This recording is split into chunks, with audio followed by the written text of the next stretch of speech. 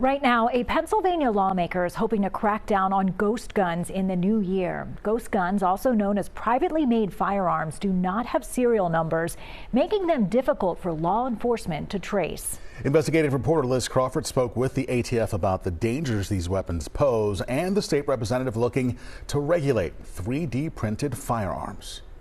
Over the last decade, the ATF, or Bureau of Alcohol, Tobacco, Firearms, and Explosives, says a growing number of ghost guns have been recovered from crime scenes across the United States. Sometimes they can use a 3D printer to manufacture the frame or the receiver of the firearm and order other firearm parts online, which aren't regulated, and then they can build the gun themselves. ATF Special Agent in Charge Eric DeGree says the vast majority of people assembling a gun are legally allowed to do so. The problem? Criminals like to make these or get a hold of them because they're also hard to trace because there's no serial number on the frame or the receiver of the firearm. According to Everytown, a gun safety organization, 15 states have passed ghost gun laws, including New Jersey and Delaware.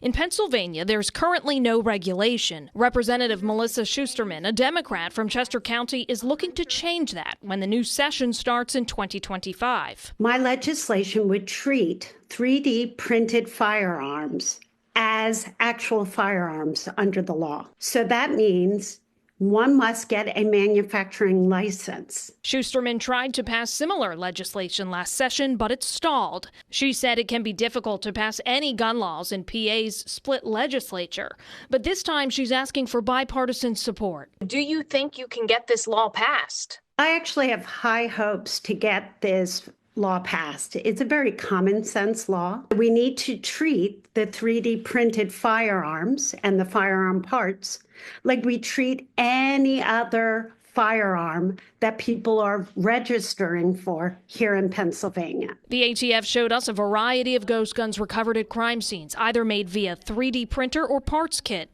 Most of the materials can be purchased online. 2 years ago, the Biden administration rolled out a new measure to ensure ghost guns are subject to the same requirements as commercial firearm sales. That's in effect for now. The Supreme Court will make a decision on whether to uphold it. The ruling is expected in June. Liz Crawford, CBS News, Philadelphia.